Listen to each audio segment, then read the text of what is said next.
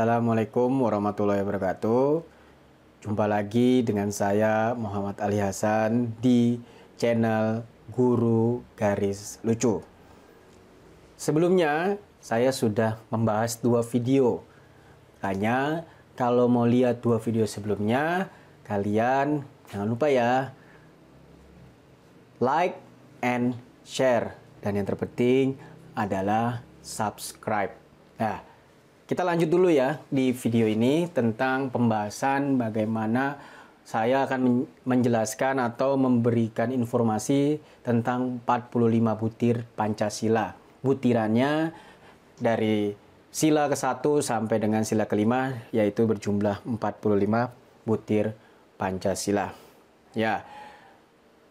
Yang pertama ada sila ke-1, kita bisa lihat di sini dengan gambar bintang, yang dimana butir pertama adalah bangsa Indonesia menyatakan kepercayaannya dan ketakwaannya kepada Tuhan Yang Maha Esa. Jadi kita sebagai bangsa Indonesia harus wajib percaya dan bertakwa kepada Tuhan Yang Maha Esa. Yang kedua, manusia Indonesia wajib percaya dan takwa terhadap Tuhan Yang Maha Esa juga harus berdasarkan kemanusiaan yang adil dan beradab. Yang ketiga, mengembangkan sikap menghormati dan bekerja sama antara pemeluk agama dengan penganut kepercayaannya yang berbeda-beda terhadap Tuhan Yang Maha Esa.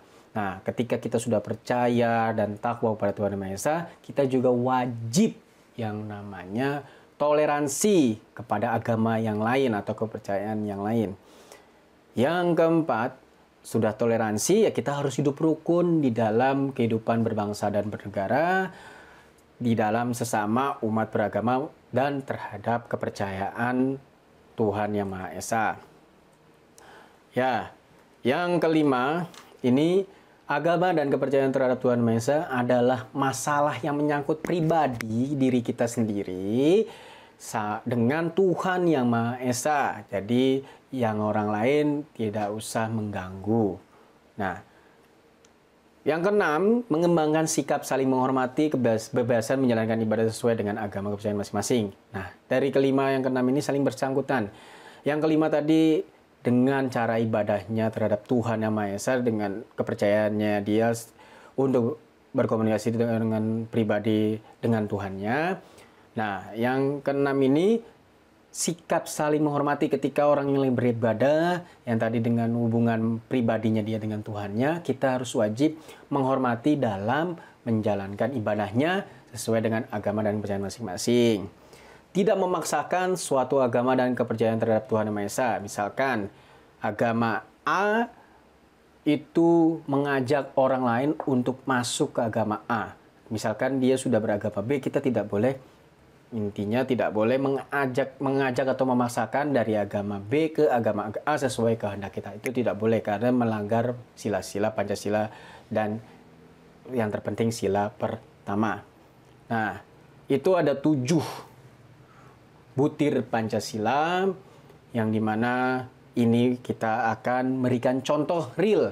Contoh realnya nanti biasanya di dalam soal-soal TWK yang tentang tentang aplikasi atau penerapan sila-sila Pancasila. Sila yang pertama contohnya apa?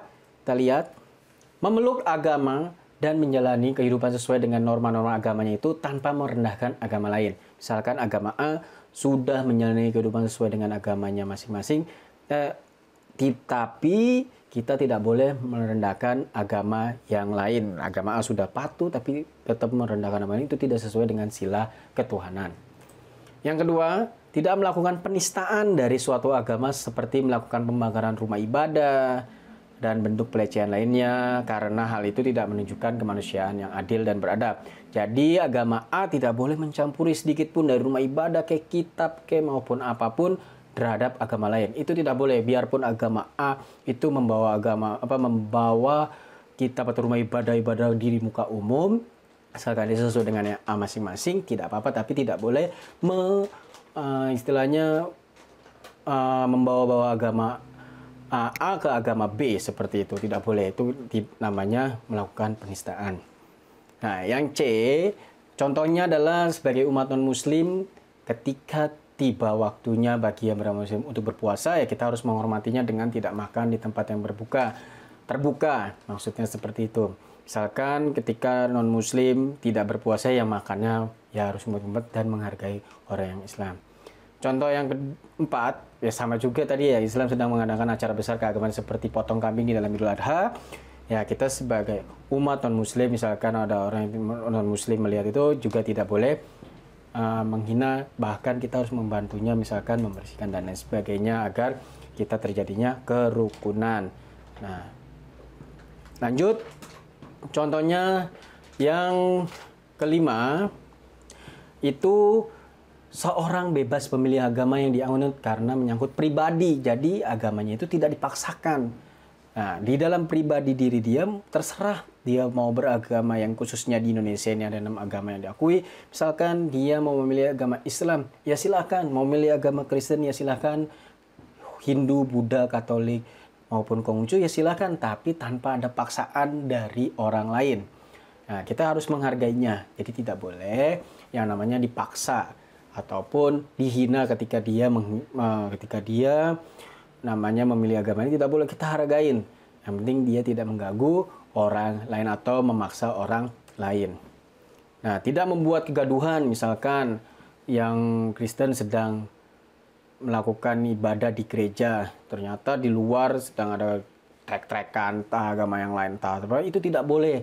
Ketika seseorang atau sekelompok orang yang beragama Kristen yang lagi di gereja tadi diganggu ibadahnya, misalkan tadi ada yang trek-trekan di situ, tidak boleh.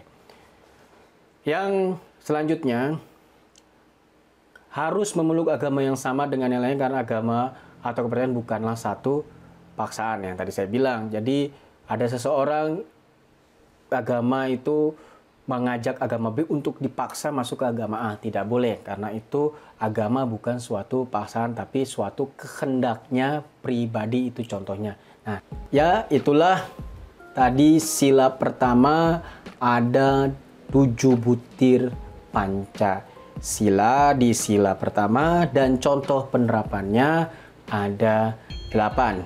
Sekian untuk sila pertama dalam 45 butir Pancasila, yang di mana sila pertama ada 8. Terima kasih. Wassalamualaikum warahmatullahi wabarakatuh.